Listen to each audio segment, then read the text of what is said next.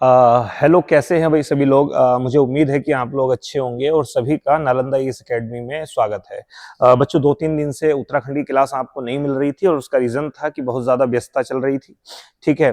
कुछ current affairs का material वगैरह वो सब चीज़ें चल रही हैं। आप देख रहे होंगे कि टेलीग्राम पर आपको डेली करंट अफेयर्स की सीट्स वगैरह मिल रही होंगी, तो जल्द ही आपको कंटिन्यू क्लास मिल जाएगी। खैर, लेखपाल पटवारी के पेपर की जो डेट है वो भी थोड़ा आगे बढ़ चुकी है, जिस कारण से हमें कुछ 1.5-2 महीने का समय भी एक्स्ट्रा मिल गया है। तो बहुत समय है, बहुत आराम से सिलेबस आपका कंप्लीट हो जाएगा। ऐसे मानो कि अगर 2 बार भी करेंगे तो भी कंप्लीट हो जाएगा। खैर, कोई बात नहीं, शुरुआत करते हैं। तो देखिएगा, जो लास्ट मैंने आपकी क्लास ली थी उसमें मैंने डिस्कस किया था आपसे गोरखा शासन किस प्रकार से भारत में स्थापित हुआ। पहले गोरखा शासन 1790 में स्थापित हुआ कुमाऊं में, और उसके बाद में फिर 1804 में स्थापित हुआ गढ़वाल में। वो पूरी चर्चा मैं आपसे कर चुका था। और आपने अगर इससे पुरानी वाली क्लास नहीं देखी है जिसमें मैंने इस पूरी सीट को आपको समझा रखा है, ठीक है, अगर आपने वो नहीं देखी है तो उस क्लास को आप देख लीजिएगा, तब आपको ये क्लास समझ में आएगी, क्योंकि इसमें हम करने वाले हैं क्वेश्चंस। तो जो भी गोरखा साम्राज्य के क्वेश्चंस हैं वो हम डिस्कस करेंगे। ठीक है, तो आगे बढ़ते हैं। इन 2 क्लास में आपका गोरखा साम्राज्य, गोरखा शासन पूरी तरीके से कंप्लीट हो जाएगा, और शायद ही एग्जाम का कोई क्वेश्चन ऐसा होगा जो आपका बचेगा। तो ठीक है, आगे बढ़ते हैं। और इसके बाद अगली क्लास में हम कंप्लीट करेंगे टिहरी रियासत, और उसके बाद अगली 2 क्लासों में हम करेंगे कंप्लीट ब्रिटिश राज, और इस प्रकार से आपकी हिस्ट्री जो है वो लगभग कंप्लीट हो जाएगी। उसके बाद फिर इसी तरीके से हिस्ट्री में हम आगे अपने टॉपिकों को कंप्लीट करते हुए आगे बढ़ेंगे। तो देखिएगा, मैंने आपसे बातें बताई थी, ठीक है, इसके बारे में, नेपाल के बारे में कि स्थिति क्या थी। मैंने आपसे कहा था कि नेपाल जो था, नेपाल में बहुत छोटी छोटी रियासतें थी, और जिनकी संख्या लगभग 24 थी, और इन्हें 24 कहा जाता था। और इसमें सबसे इंपोर्टेंट जो था वो गोरखा रियासत थी, और इसका एक शासक था जिसका नाम था नरभूपाल, मैंने आपसे बताया था। और नरभूपाल के बाद में एक शासक बना था जिसका नाम था पृथ्वी नारायण, गद्दी पर बैठा था, और जिसे नेपाल का बिस्मार्क कहा जाता है। ये ध्यान रखिएगा, इसे आधुनिक नेपाल का निर्माता भी कहा जाता है। ये बहुत महत्वपूर्ण बात थी, ये मैं आपको सब पढ़ा चुका था। उसके बाद फिर हमने आगे गद्दी पर आगे बात करी थी, और मैंने कहा था कि जिस समय पर उस गोरखा रियासत का शासक था रण बहादुर शाह, उस समय पर मौका मिला गोरखाओं को आक्रमण करने का कुमाऊं पर और गढ़वाल पर। और 1790 में हवाला बाग की लड़ाई हुई थी, और चंद वंश का अंतिम शासक था महेंद्र चंद, जो पराजित हो गया था, और इस प्रकार से कुमाऊं गोरखाओं के पास आ गया था।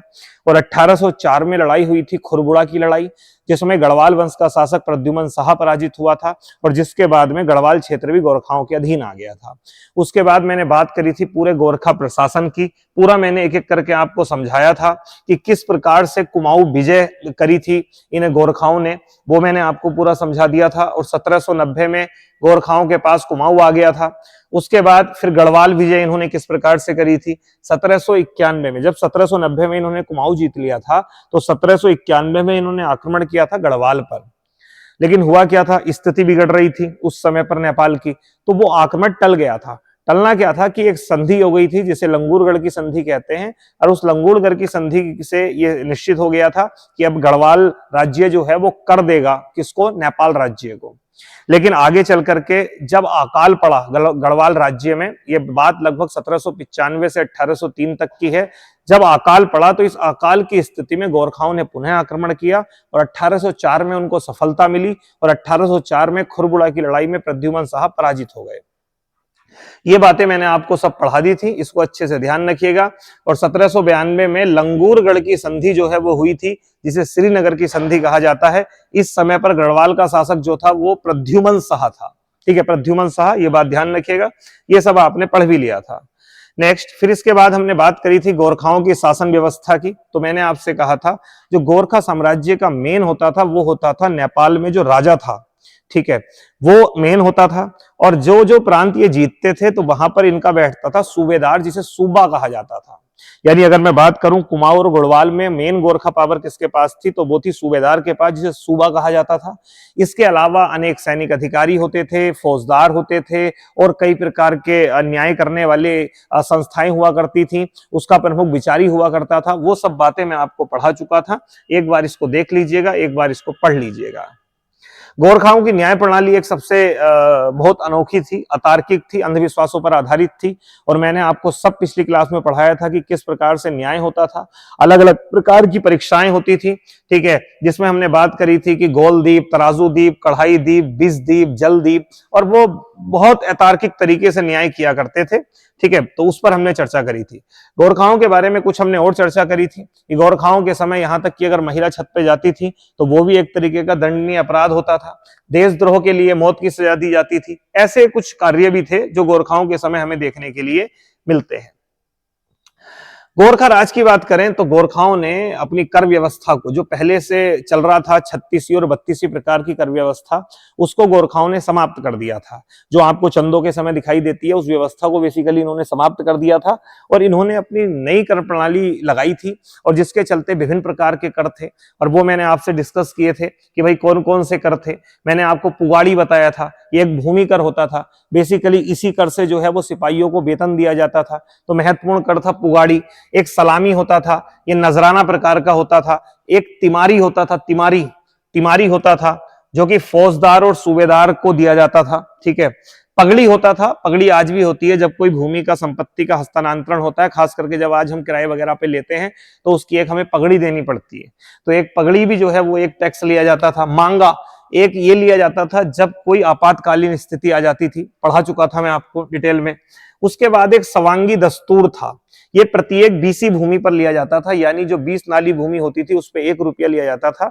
ये जो कर आया था सवांगी दस्तूर, ये पहले भूमि बंदोबस्त से आया था कि जो पहला कुमाऊं में आपका सूबेदार था जिसका नाम जोगामल था, जोगामल ने पहली भू व्यवस्था लागू करी थी 1791 से 92 में, और उसी व्यवस्था के दौरान इस प्रकार के कर को शुरू किया गया था, ठीक है। तो ये ध्यान रखिएगा। इसके अलावा सोनिया फागुन था, वो उत्सवों के लिए लेते थे। उसके अलावा एक तान कर या इसे टांड कर भी कहा जाता है, ये बेसिकली बुनकरों से लिया जाता था। एक मरो कर खास करके वो लोग लेते थे उन लोगों से जिनके पुत्र नहीं होते थे, जो पुत्र विहीन होते थे, उनसे भी एक कर लिया जाता था, मरो कर। इसके अलावा एक होता था रहता, रहता कर उनसे लिया जाता था। जो लोग गांव को छोड़ करके बाहर जाते थे तो उनसे रहता कर लिया जाता था। और एक कर लिया जाता था बहता, जो लोग अपनी संपत्ति को छिपाते थे उनसे वहता कर लिया जाता था, ठीक है। ये सब मैं आपसे डिस्कस कर चुका था। एक जो दुधारू पशु होते थे उनसे घी कर लिया जाता था। इस प्रकार से घरों से भी कर लिया जाता था, जैसे गृह कर या इसे मोकर कहा जाता था। तो ऐसे कई प्रकार के कर वो लिखते थे, लेते थे। एक मैंने शब्द बताया था गोरखियाणी, गोरखियाणी बेसिकली इनकी शासन व्यवस्था, इनकी शोषणकारी शासन व्यवस्था को गोरखियाणी कहा जाता है। गोरखियाणी का मतलब होता है जो इन्होंने क्रूरतापन अपना दिखाया कुमाऊं और गढ़वाल क्षेत्र में, उसे लोग जो है वो गोरखियाणी कहते हैं, ठीक है। तो इतनी बातें हम लोग डिस्कस कर चुके थे। फिर मैंने कहा था किस प्रकार से गोरखा और अंग्रेजों का जो है वो आपस में टकराव हुआ, क्योंकि मैंने आपसे कहा था जो गढ़वाल शासक प्रद्युमन शाह के उत्तराधिकारी थे, उन्होंने अंग्रेजों से मिलकर के उनसे सहायता प्राप्त करी, और उसके बाद अंग्रेजों ने जो है वो लड़ाई लड़ी गोरखाओं के साथ, और फाइनली संगोली की संधि हो गई, और जिससे उत्तराखंड वाला क्षेत्र अंग्रेजों को मिल गया। इतनी बातें हमने पूरी डिटेल में कर ली थी। और इसमें सबसे इंपॉर्टेंट जो था वो खलंगा का युद्ध आपने देखा होगा, जो अंग्रेजों ने लड़ा था। खलंगा का जो किला था वो गोरखाओं का किला था देहरादून में, ठीक है। और अंग्रेजों ने जो है वो इसी पर अधिकार किया था। और उसके बाद में धीरे धीरे नेपाल जो है, जो नेपाली सूबेदार थे, उन्होंने एक एक करके वो नतमस्तक हो गए, वो अंग्रेजों के सामने झुक गए, और फाइनली 1816 में जो नेपाल का राजा था उसने भी संगोली की संधि को स्वीकार कर लिया, अपने हस्ताक्षर 1816 में कर दिए। इतनी बातें हमारी हो गई थी। इसको आप पढ़ना चाहे पढ़ लीजिएगा, ये आपको टेलीग्राम पे मिल जाएगी। इसके बाद में मैंने आपको एक लिस्ट दी थी कि आपको सूबेदार पढ़ने हैं। बेसिकली कुमाऊं में सबसे पहला सूबेदार रहा था जोगामल, इंपोर्टेंट है, पूछता है। नियुक्ति हुई थी सन 1791 में, और इसने ही पहला भू बंदोबस्त स्टार्ट किया था। उसके बाद एक अगला सूबेदार हुआ है जिसका नाम था नरसाही, ये भी बड़ा महत्वपूर्ण है भाई। नरसाही टाइम पीरियड है सन 1793, और इसके समय एक बड़ी घटना हुई थी। इसके समय मंगलवार हत्याकांड हुआ था, तो इसलिए एक कहावत चलती है कि मंगल की रात और नरसाही का पाला, यानी इसके समय पर एक घटना हुई थी जिसमें मंगलवार की रात को हत्याकांड किया गया था, यानी कई लोगों की हत्या की गई थी। तो बेसिकली ये भी क्वेश्चन पूछ सकता है कि ये जो मंगलवार के हत्याकांड की घटना है ये किस सूबेदार के समय हुई थी, ये नरसाही के समय हुई थी। उसके बाद अजब सिंह, उसके बाद अमर सिंह। कई बार ये भी पूछ लेता है कि अमर सिंह की नियुक्ति जो कुमाऊं में सूबेदार के रूप में हुई थी वो कब हुई थी, तो ये हुई थी सन 1795 में। ठीक है, हम क्वेश्चंस में इसको देखेंगे, डिस्कस करेंगे, और उसके बाद हम देखते हैं कि एक एक करके कई सारे जो हैं वो सूबेदार यहाँ पर बने हैं। और इसी प्रकार से गढ़वाल में भी आपके सूबेदार रहे। गढ़वाल का पहला सूबेदार जो था वो अमर सिंह थापा था, और ये बात लगभग 1804 की है, क्योंकि 1804 में ही खुड़बुरा की लड़ाई के पश्चात जो है वो गोरखाओं की सत्ता स्थापित हुई थी गढ़वाल क्षेत्र पर।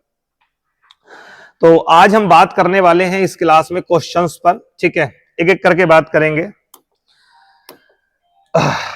चलिए एक मिनट, सबसे पहले क्वेश्चंस पर हम लोग बात करते हैं। जो पहला क्वेश्चन है, पहला प्रश्न है हमारा, 18वीं सदी के मध्य तक नेपाल छोटी छोटी 24 रियासतों में विभक्त था जिन्हें पुकारा जाता था। यानी 18वीं सदी में जब मैंने आपको बताया था कि नेपाल में बहुत छोटे छोटे राज्य थे, तो उनको क्या कहा जाता था, तो 24 राज्य थे, और बेसिकली इनको क्या कहा जाता था, 24 ही कहा जाता था।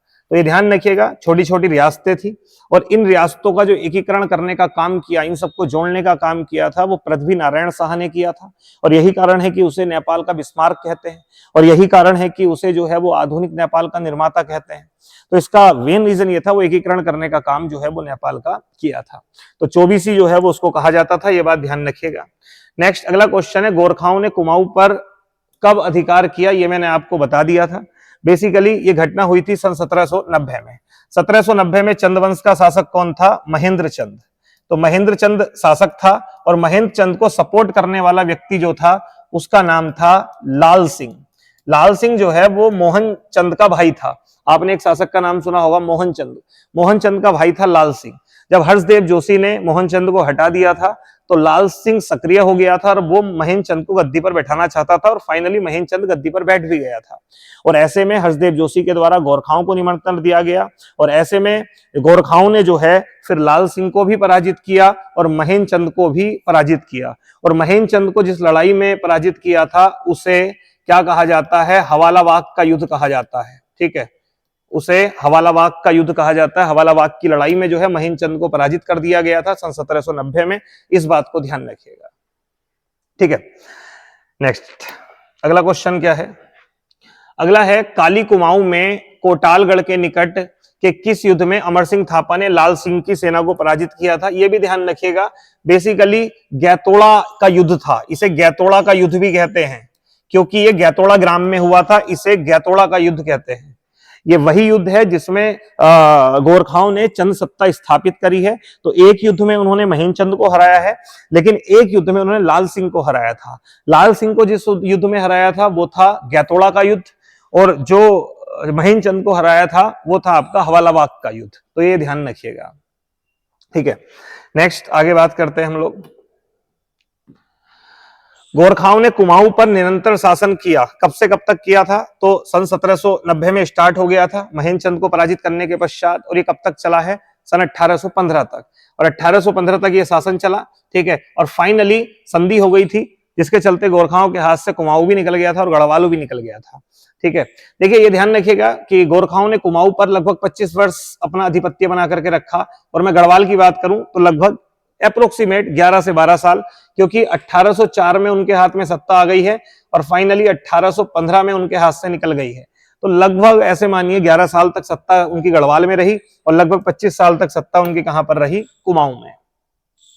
अगली बात करते हैं, गोरखाओं ने गढ़वाल राज्य पर प्रथम आक्रमण कब किया था। ये क्वेश्चन कई बार आ चुका है, और ध्यान रखिएगा, देखिए गढ़वाल पर उन्होंने पहले आक्रमण जो किया था वो किया था सन 1791 में। तो 1791 में पहले आक्रमण किया था उन्होंने, उसके बाद में मामला सुलट गया था।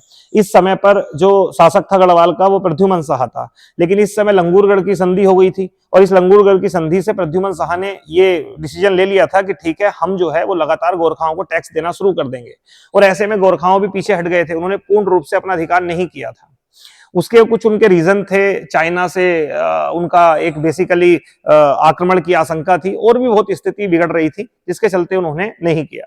लेकिन जब आगे चल करके 1795 से 1803 तक अकाल की स्थिति हमें दिखाई दी, तो इस कंडीशन में जो है फिर से उन्होंने दोबारा आक्रमण किया, और 1804 में पूर्ण रूप से गढ़वाल पर उन्होंने अधिकार कर लिया।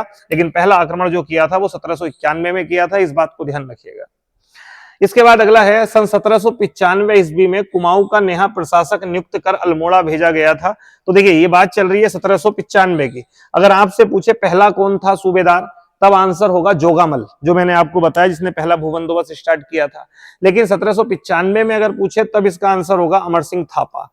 अमर सिंह थापा को 1795 में कुमाऊं का सूबेदार जो है वो नियुक्त किया गया था। ठीक है, लेकिन पहला जो था वो जोगामल था। ये क्वेश्चन भी आपसे पूछ लेता है।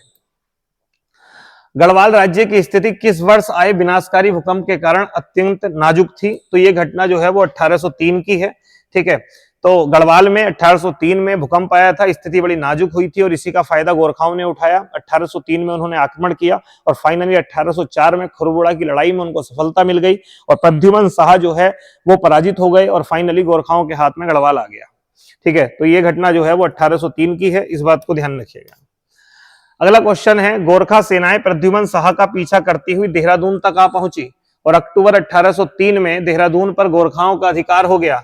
पराजित प्रद्युमन शाह ने कहां पर शरण ली थी? तो पास में ही बच्चों एक राज्य था और जिसका नाम था ये लंडौर रियासत में। एक छोटी सी रियासत थी आपकी देहरादून के पास ही और उसका नाम था लंडौर रियासत। तो इसी रियासत में शरण ली थी प्रद्युमन शाह ने। ये क्वेश्चन आपसे पूछ ले, ये शायद हमने थ्योरी में कवर नहीं करा था, तो इसको आप ध्यान रखिएगा कि किस रियासत में शरण ली थी। ये लंडौर रियासत में जो है वो आपकी शरण ली थी।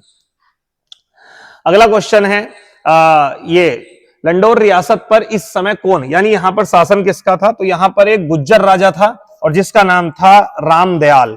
तो इंपोर्टेंट है, ध्यान रखिएगा। अगर पूछे प्रद्युमन शाह ने शरण कहां ली थी, तो इस रियासत में ली थी और रियासत का इस समय शासक किस वंश का था? ये गुज्जर शासक था और बेसिकली शासक का नाम क्या था? शासक का नाम था रामदयाल। तो इंपोर्टेंट है, ध्यान रखिएगा इस चीज को। अगली बात करते हैं, गोरखाओं ने कुमाऊं पर कितने वर्ष शासन किया? तो आपको पता होगा 1790 से लेकर के 1815 तक, लगभग 25 साल। तो ऐसे में इसका आंसर क्या होगा? ए होगा। तो इसका आंसर ए होने वाला है।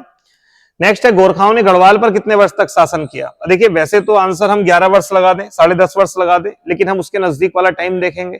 तो प्रॉपर अगर हम जोड़ें कि जब फाइनली नेपाल के राजा ने स्वीकार की है संगोली की संधि, वो कब करी है आपकी? सन 1816 में। तो 1804 से 1816 तक को अगर हम देखें तब निकल करके आएगा ये 12 वर्ष। तो ऐसे में हम ये नहीं कहेंगे कि इनमें से कोई नहीं, तब हम 12 वर्ष को जो है वो सिलेक्ट कर लेंगे, लेकिन 11 वर्ष होता वो भी सही होता। ठीक है, अगला, सर्वप्रथम कुमाऊं के मामलों की देखभाल करने के लिए नियुक्त गोरखा प्रशासक कौन था? मैंने आपसे बताया था, इंपोर्टेंट क्वेश्चन है। जोगामल जो था, जो सूबेदार था पहला, ये कुमाऊं का पहला सूबेदार था और इसने ही सन 1791-92 में पहला भूबंदोबस्त, गोरखा भूबंदोबस्त स्टार्ट किया था, जिसमें यह तय हुआ था कि 20 नाली भूमि, यानी जो बीसी भूमि बोलते थे, 20 नाली भूमि को, उस पर 1 रुपए का टैक्स लगाया जाता था, जिसे स्वांगी दस्तूर भी कहा जाता था। इंपोर्टेंट है, ध्यान रखिएगा। नेक्स्ट, अगला क्वेश्चन है बच्चों, किस प्रशासक के काल में एक उदाहरण मंगलवार रात्रि शोषण की पराकाष्ठा का हत्याकांड हुआ था? मैंने बताया था नरसाही, मंगलवार की रात नरसाही का पाला। ये बड़ी फेमस जो है वो लोकोक्ति है और बेसिकली तो इसका आंसर क्या होना चाहिए? इनमें से तीनों में से कोई नहीं होगा, इसका आंसर होगा फिर इनमें से कोई नहीं, यानी है। लेकिन आंसर क्या होना चाहिए था? आंसर होना चाहिए नरसाही, जो कि दूसरा सूबेदार था कुमाऊं का। जोगामल के बाद ये 1793 में नियुक्ति हुई थी सूबेदार के रूप में नरसाही, वो आप लिस्ट में देख लीजिएगा, आपको मैंने लिस्ट में बता रखा है। गोरखा काल में लोगों को सेवा के बदले भूमि दी जाती थी, इसे क्या कहा जाता था? तो गोरखा काल में लोगों को कई बार जो सेवा प्रदान करते थे उनको भूमि दी जाती थी और उस भूमि को क्या कहा जाता था? मानाचोल कहा जाता था। कभी एग्जाम में पूछ ले, ठीक है, अभी तक तो खैर शायद नहीं पूछा, लेकिन पूछ ले। तो देखो ऐसा कई बार हुआ, जैसे कोई बहादुर लोग होते थे तो चंद वंश, परमार वंश में देखा होगा, उन्हें रोत भूमि या संकल्प भूमि दी जाती थी, मंदिरों को भी दी जाती थी, जो गोठ भूमि कहा जाता था। तो खैर सेवा के बदले में जो भूमि गोरखा लोग देते थे उसे मानाचोल कहते थे, ये बात ध्यान रखिएगा। अगला क्वेश्चन है, प्रत्यक्षदर्शी कैप्टन रैपर के अनुसार प्रतिवर्ष कहां स्थित गोरखा चौकी में दास दासियों की बिक्री होती थी? ये क्वेश्चन मैंने आपको पढ़ा चुका था। मैंने आपसे कहा था गोरखा लोग वो थे जिन्होंने दास दासियों के व्यापार को प्रमोट किया। ठीक है। और उन्होंने बिक्री करवाई, उन्होंने इनका बाजार बनवाया और इनके समय पे 2 लाख से ज्यादा दास दासियों की खरीदारी हुई, बिक्री हुई, ये सब काम हुआ और इससे इन्होंने टैक्स लेकर के पैसा कमाया, अपने राजस्व के स्रोत को बड़ा किया। ये सब काम होता था हरिद्वार के पास भीमगोड़ा, आपने नाम सुना होगा, भीमगोड़ा बैराज भी है। तो बेसिकली ये घटना जो है ये कहां होती थी आपकी, हरिद्वार में। तब इसका आंसर क्या होगा, हरिद्वार, ध्यान रखिएगा। नेक्स्ट अगला है स्वांगी दस्तूर क्या था। मैंने बताया था ये एक टैक्स था जो प्रथम भूराजस्व बंदोबस्त इन्होंने लागू किया था। तो उसमें जो है वो बीसी भूमि यानी 20 नाली भूमि पे 1 रुपया लिया जाता था, जिसे क्या कहते थे, स्वांगी दस्तूर कहा जाता था। भूमि अथवा संपत्ति के लेन देन से संबंधित कर जिसका गोरखों सन्नों में उल्लेख बहुत बार हुआ है। तो मैंने आपको बताया था संपत्ति के लेन देन पर आज भी ऐसे चलता है कि हम किसी को भूमि देते हैं किराए पर या कुछ, तो उस पर एक पगड़ी ली जाती है। तो बेसिकली उस समय एक कर होता था जिसे पगड़ी या फिर हम पगड़ी कह सकते हैं। ठीक है, पगड़ी या पगड़ी, देखो दो हैं, एक है पगड़ी, एक है पुवाड़ी। दोनों में क्या अंतर है? पुवाड़ी जो टैक्स है वो टैक्स लिया जाता था भूमि कर के रूप में, ये एक तरीके का भूमि कर था और इसी टैक्स से जो है वो सैनिकों का वेतन दिया जाता था। ये था पुवाड़ी, इंपोर्टेंट है, एग्जाम में पूछा गया है। और एक है पगड़ी। पगड़ी जो टैक्स होता था वो संपत्ति के लेन देन पर होता था, ये बात ध्यान रखिएगा। इसके अलावा एक मैंने आपको पढ़ाया था सलामी। सलामी एक तरीके का नजराना होता था। नजराना, जब कोई राजा मिलने आता था कुछ भी तो उस उपलक्ष्य में वो नजराना देता था, सलामी उसे बोलते थे। एक तिमारी मैंने बताया था जो फौजदार और सूबेदारों के लिए अलग से जाता था, 4 आना 2 आना। ठीक है, इसके अलावा एक मैंने बताया था मांगा टैक्स। मांगा होता था आपातकालीन कर, कभी ऐसी व्यवस्था आ गई, कोई झगड़े की स्थिति है, आपातकालीन स्थिति है, तो उस समय जो टैक्स लिया जाता था उसे बोलते थे मांगा। ठीक है, तो ये टैक्स ध्यान रखिएगा, इंपोर्टेंट है, गोरखाओं से संबंधित। अगला है युद्धों के अवसर पर प्रत्येक नौजवान से वसूला जाने वाला तत्कालिक कर क्या था। यानी तत्कालिक का मतलब है आपातकालीन कर जो लिया जा सकता था किसी भी समय नौजवानों से, तो उसे बोला जाता था मांगा। बाकी सलामी मैं आपको बता चुका हूं, एक नजराना था। तिमारी ये सूबेदार और फौजदारों के लिए अलग से लिया जाता था और एक होता था पगड़ी जो संपत्ति के लेन देन पे लिया जाता था। ये इंपोर्टेंट टैक्स थे, इनको आप ध्यान रखिएगा। ठीक है, नेक्स्ट अगला है गोरखा प्रशासन में प्रधान अधिकारी अपने पद पर रहते हुए क्या कहलाते थे। तो गोरखा प्रशासन में जो अधिकारी होते थे, प्रधान अधिकारी यानी सैन्य अधिकारी होते थे, उन्हें क्या कहा जाता था? उन्हें जागिरिया कहा जाता था, जागिरिया। और जब ये जागिरिया जो हैं वो आपके सेवानिवृत्त हो जाते थे यानी इनको पेंशन मिलने लगती थी, तब इन्हें बोला जाता था ठाकुरिया। तो जागरिया और ठाकुरिया, और एक नाम और याद रखिएगा, ढाकरिया, ये 3 नाम। तो जागरिया जो है वो प्रधान सैन्य अधिकारी होते थे जिनकी स्थायी नियुक्तियां होती थी। ठीक है, उसके अलावा ऐसे अधिकारी जो पेंशन प्राप्त होते थे उन्हें ठाकुरिया कहा जाता था, और ऐसे सैनिक जो कि अल्प समय के लिए रखे जाते थे यानी अस्थायी रूप से रखे जाते थे, जब जरूरत पड़ी तब उनकी स्थानीय रूप से नियुक्ति कर ली तो उनको क्या बोला जाता था? ढाकरिया बोला जाता था। तो जागरिया, ठाकुरिया और ढागरिया, ये कुछ जो है वो आप चीजें ध्यान रखिएगा, एग्जाम में पूछ सकता है। ठीक है, नेक्स्ट अगले क्वेश्चन की बात करते हैं। अगला है गोरखा प्रशासन में प्रधान अधिकारी अपने पद से पेंशन याफ्ता होने पर क्या कहलाते थे। जब वो पेंशन उनको मिलने लगती थी तब वो क्या कहलाते थे? ठाकुरिया। उससे पहले वो कहलाते थे जागरिया, और अस्थायी रूप से जिनकी नियुक्ति होती थी ढाकरिया, ध्यान रखिएगा। और सूबेदार तो एक सबसे बड़ा ओहदा होता था प्रांत में। गोरखाओं का प्रिय त्योहार किसको माना जाता है? दशहरा। गोरखाओं का जो प्रिय त्योहार था वो दशहरा था। ठीक है, दशहरा को वो बड़े धूमधाम से मनाते थे, तो ये इनका सबसे प्रिय त्योहार था। अगला है गोरखाओं का पहला सूबेदार व पहला भूमि बंदोबस्त किसने शुरू किया था। ये मैं आपको बता चुका हूं, ये कौन था आपका? जोगामल। जोगामल पहला सूबेदार था जिसने पहला भूबंदोबस्त 1791-92 में स्टार्ट किया था, ध्यान रखिएगा, इंपोर्टेंट है। दूसरा जो था कुमाऊं में वो नरसाही था, जिसके मैंने आपको बताया कि एक हत्याकांड बड़ा प्रचलित है। उसके अलावा 1795 में जिसकी नियुक्ति हुई थी कुमाऊं में सूबेदार के रूप में, उसका नाम था अमर सिंह थापा। ठीक है, जो कि गढ़वाल के पहले सूबेदार थे। उसके बाद गोरखा शासन काल में दासों की बिक्री का केंद्र क्या था। ये क्वेश्चन दोबारा रिपीटेड है भाई, क्या केंद्र था? मैंने आपको बताया हरिद्वार। ठीक है, नेक्स्ट अगला क्वेश्चन है उत्तराखंड में औपनिवेशिक संघर्ष किस काल में स्टार्ट हुआ। ये बात कर रहे हैं औपनिवेशिक संघर्ष का मतलब है कि जब अंग्रेजों ने उपनिवेश बनाया और उत्तराखंड को भी अपना उपनिवेश बना लिया, ठीक है, उस पर अधिकार कर लिया, तो ये घटना किस समय स्टार्ट हुई? तो आपको पता होगा ये घटना स्टार्ट हुई है आपकी गोरखाओं के समय। ना गोरखा कुछ अपनी सत्ता स्थापित करते और ना ही गढ़वाल वंश के उत्तराधिकारी अंग्रेजों से मित्रता करते और ना ही अंग्रेज हस्तक्षेप करते, और ना ही फिर खलंगा का युद्ध और ना ही फिर संगोली की संधि। और फिर फाइनली क्या होता कि हमें जो राज हमने अंग्रेजों का देखा उत्तराखंड में वो हमें देखने के लिए नहीं मिलता। तो खैर इसका आंसर क्या होगा फिर आपका गोरखा काल। नेक्स्ट, उत्तराखंड में बहुप्रचलित शब्द गोरखियानी किसका प्रतीक है? मैंने आपको बताया था जो गोरखाओं ने 25 वर्ष कुमाऊं में और गढ़वाल में लगभग 11-12 वर्ष राज किया, इस बीच जो उन्होंने अपनी क्रूरता दिखाई, जो शोषणकारी नीति दिखाई, जो उन्होंने अपना एक अक्कड़पन शोषणकारीपन दिखाया, उसे बेसिकली क्या कहा जाता है? आपका गोरखियानी कहते हैं। और तो किसका प्रतीक है? पवित्रता का, प्रेम का, आध्यात्मिकता का या फिर क्रूरता का? तो एक क्रूरता का प्रतीक है भाई, ध्यान रखिएगा। ठीक है, मुझे उम्मीद है कि अगर आपने पुरानी क्लास करी है तो ये सब क्वेश्चन करने में आपको अच्छा मजा आ रहा होगा। ठीक है, चलिए नेक्स्ट, गोरखा सैनिकों का मुख्य हथियार क्या होता था? तो ध्यान रखिएगा, गोरखा सैनिकों का मुख्य हथियार क्या होता था? ये होता था खुकरी। और आज भी हम देखा होगा, कोई आपने नेपाल वगैरह की कोई वीडियो डालते हैं, हल्का तनाव बढ़ता है तो वो जो हमें दिखाते हैं वो खुकरी ही दिखाते हैं। ठीक है, तो वहां पर एक नेवार समुदाय होता है बेसिकली, और वो नेवार समुदाय जो है वो खुकरी का निर्माण करता है। ठीक है, तो आप सर्च कर लीजिएगा, आपको देखने के लिए मिल जाएगा खुकरी कैसी होती है। ठीक है, चाकू से कुछ अलग होती है। ठीक है, गढ़वाल में किसके शासन में कोई स्त्री छत पर न चढ़े, ये हुक्म जारी किया गया था? मैंने आपको बताया था गोरखाओं के समय ये स्थिति थी कि कोई स्त्री जो है वो छत तक नहीं जा सकती थी। तो ये जिसके शासन काल में देखा गया वो कौन थे? आपके गोरखा थे। अगला है 36 रकम 32 कलम की व्यवस्था उन्मूलन मतलब होता है समाप्त करना। किसने उसको समाप्त किया?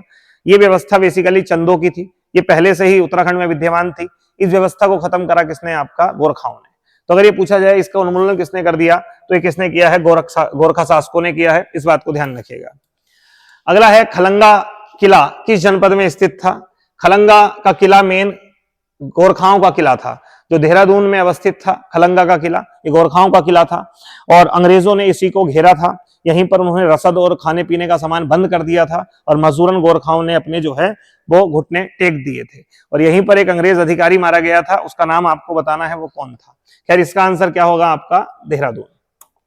नेक्स्ट, अगला है गोरखाओं ने दूसरी बार गढ़वाल पर कब आक्रमण किया? देखिए, पहली बार आक्रमण किया था उन्होंने सन 1791 में गढ़वाल पर। उसके बाद लंगूरगढ़ की संधि से मामला टल गया था, लेकिन उसके बाद में उन्होंने किया था 1803 में, जिस समय भूकंप की स्थिति पैदा हुई थी गढ़वाल में। तो उन्होंने आक्रमण किया था 1803 में और 1804 में खुरबुड़ा की लड़ाई में उन्हें सफलता मिल गई थी और गढ़वाल उनके हाथों में आ गया था। तो अगर यहां पर दोनों ही ऑप्शन हो तब आपको आंसर लगाना है 1803। लेकिन फाइनली जो वो जीते हैं, जो राज स्थापित हुआ है वो 1804 में हुआ है। तो कह रहे हैं दूसरी बार आक्रमण कब हुआ था? तो कब हुआ था? 1803 में। ये बात ध्यान रखिएगा। 1792 गोरखा सेनापति और किस गढ़वाली राजा के मध्य श्रीनगर की संधि हुई थी? श्रीनगर की संधि से लंगूरगढ़ की संधि भी कहते हैं 1792 में, जिसमें गोरखाओं ने गढ़वाल पर अधिकार नहीं किया था बल्कि उसे अपना कर्द राज्य बना लिया था, यानी टैक्स पे करने वाला राज्य बना लिया था। तो उस समय जो शासक था वो था प्रद्युमन शाह। ये ध्यान रखिएगा, प्रद्युमन शाह वही व्यक्ति है कि जब ललित शाह जो गढ़वाल के शासक थे उन्होंने जब कुमाऊं पर अधिकार कर लिया था तो तब कुमाऊं की सत्ता भी जो संभाली थी वो प्रद्युमन शाह ने ही संभाली थी। लगभग 7 वर्षों तक शासन व्यवस्था संभाली कुमाऊं की और उसके बाद में दोबारा कहां पहुंच गए? गढ़वाल। और फिर 1804 में पूर्ण रूप से गढ़वाल भी उनके हाथों से निकल गया था। अगला है गोरखा शासकों के समय पुगाड़ी। मैंने बताया था पुगाड़ी एक भूमिकर था जो बेसिकली सैनिकों के वेतन दिए जाते थे उसके लिए लिया जाता था। तो आंसर क्या होगा? ये। ठीक है, नेक्स्ट, अगला, गोरखा शासकों के समय दुधारू पशुओं के मालिकों पर भी एक टैक्स लिया जाता था जिसे मैंने बताया था घी कर। ये नाम से आपको रह जाएगा भाई, घी। ठीक है, तो बेसिकली घी जो है वो आपका दूध से तो रिलेट करते ही हैं, तो दुधारू पशु आपको ध्यान रहेंगे।